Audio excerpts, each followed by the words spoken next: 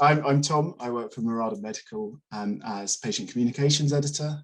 I'm working under a NHS AI Lab grant, an AI in Health and Care award, which basically within that I'm looking to spread information, good quality information about the way AI is used in cancer care, get rid of a few of the myths and to address some of the concerns that a lot of people have.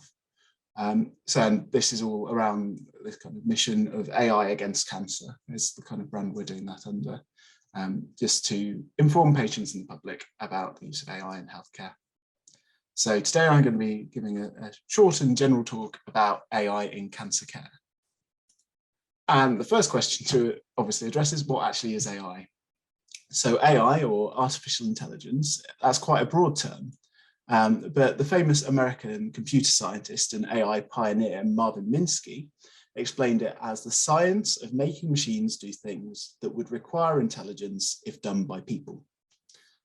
Now, this is still a little bit sort of odd, it's still a bit jargony, so let's break it down a little more. And a good way to do that is actually say what it does and how it does it. So in contrast, a traditional computer program, a bit of software, will do explicitly what it's been told to do with a clear step-by-step series of actions. So a really simple example of this is if you take a calculator and tell it to add the numbers 1 to 5 together, it will do those sums and then it will give you the answer. So with AI instead, we can make a more open-ended request without laying out the steps that the computer needs to follow. Instead, we train an AI by making it look at lots of previous examples of the same problem so that it can work out the best steps for itself. This allows us to ask new questions like, what did that person just say? So within that, the AI has to work out what sounds in the environment, what sounds in the world are people speaking, their speech, what those sounds then mean, what words they're saying, and then often with these sorts of programs actually formulate a response that makes sense, a sort of answer to the question.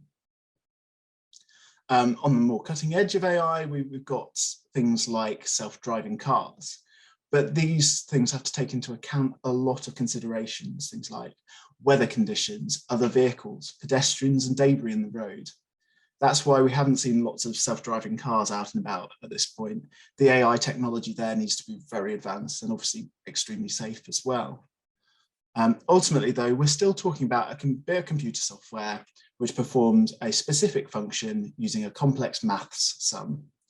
AI isn't sort of super intelligent, it's not self-aware, it's not inventive, it's not making its own decisions, and it's not going to take over the world like in all the movies. It's instead just typically focused on doing that narrow task that it's been taught to do, and ideally very well and often very quickly. So where is AI already in place? Where is it already used? Well, in lots of ways, actually.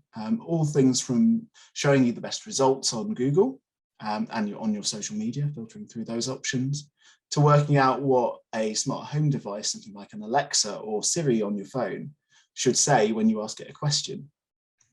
One area it's already used quite widely is within healthcare. So as an example, the NHS holds lots of helpful information about patients, which AI-powered software can use to improve treatment. AI has been and continues to be introduced to NHS systems, and recent government funding has been put to increase the use of AI in the NHS because it's seen as this promising new development. And in terms of more specifically, let's look at administration. AI can streamline booking processes with automation or with booking assistance. It can aid in medicine ordering to make sure that's timely and accurate, as well as planning for things like screening, and that's based on demographic factors, other data. It can hold all those different things in together and work out who needs to come for screening.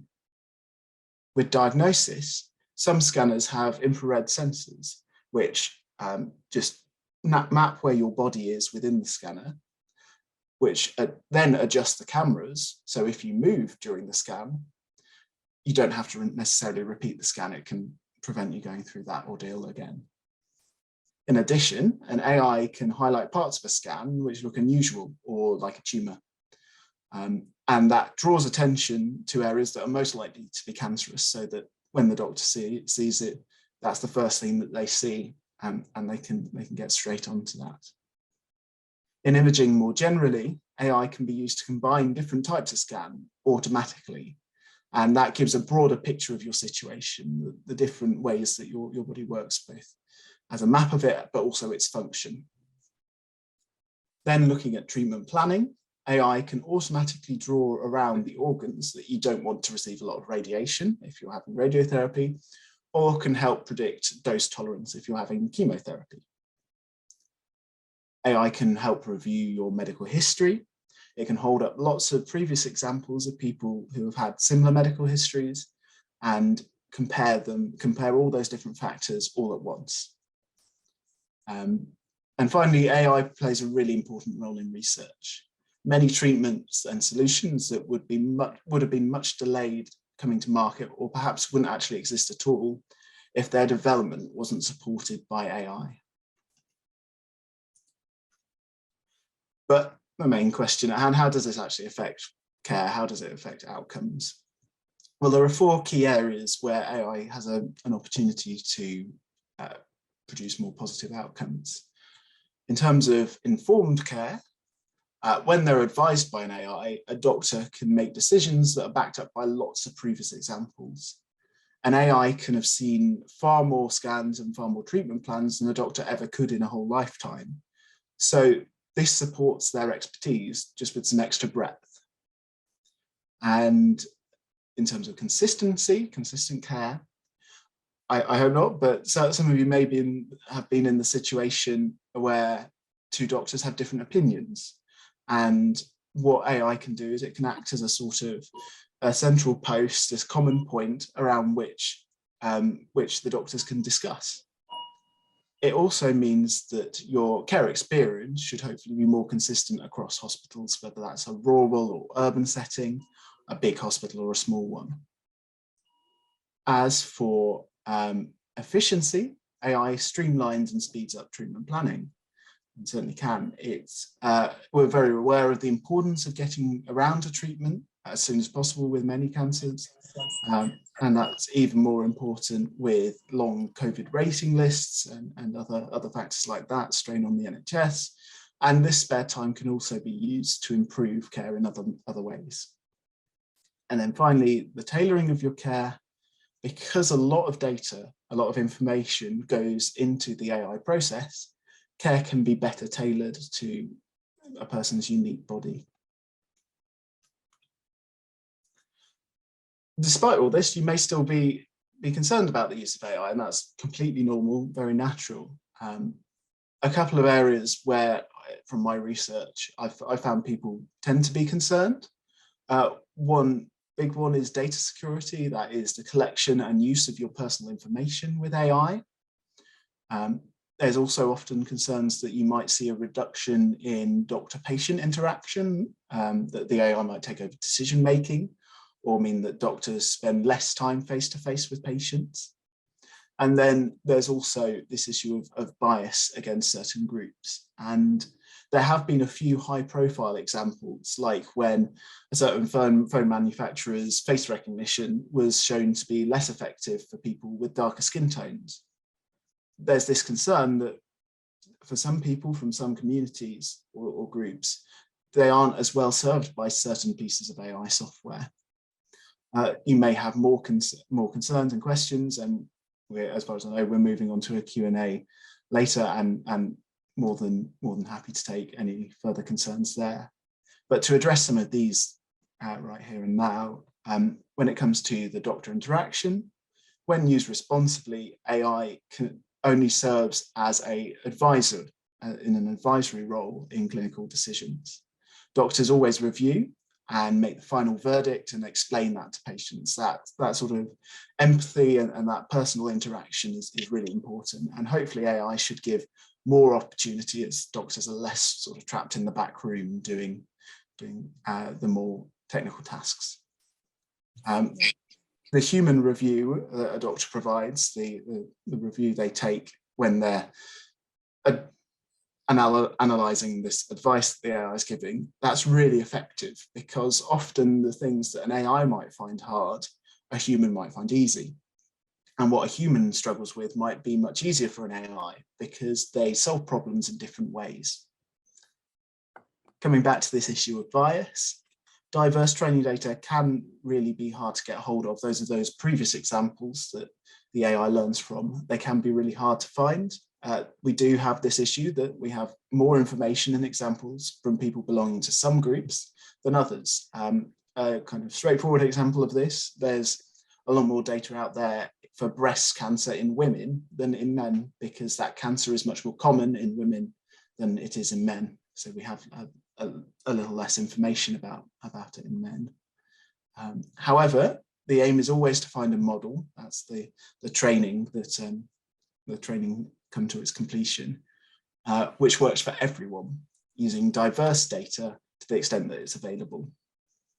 On a sort of related note, a question that's come up before is, does the AI change once it's in the clinic, once it's in the hospital? And the answer to that is no. The AI's training is finished before it gets to the clinic. And the reason for this is that the trained AI software is subject to a lot of regulations before it's allowed into the hospital, and therefore it can't be changed afterwards. Any updates have to come from the manufacturer, and those go through the same sort of regulations as well. So in that regard, it's not going to sort of change halfway through your treatment without the rigorous. It's not sort of going off on its own path unknowingly. To shine more of a spotlight on data security, because as I say, this is an issue that's really important to lots of people, and rightly so. Personal data is held safely and lawfully by the NHS. You do have the ability to opt out of data being used in most scenarios beyond your own care, although not just for personal interest, but in general, I would really recommend that you stay as part of that, because actually the data used in research could be to your benefit if more treatments or other benefits are discovered as a result. Data will only be used outside of your immediate care to plan and improve health and care services, or to research and develop cures for serious illnesses.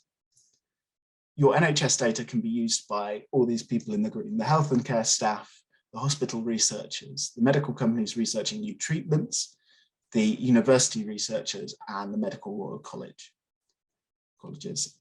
The NHS data can never be used for marketing or insurance purposes. So if a company wanted to market their over-the-counter drug, their over-the-counter pill, they couldn't use NHS data at all for that. That would be completely disallowed.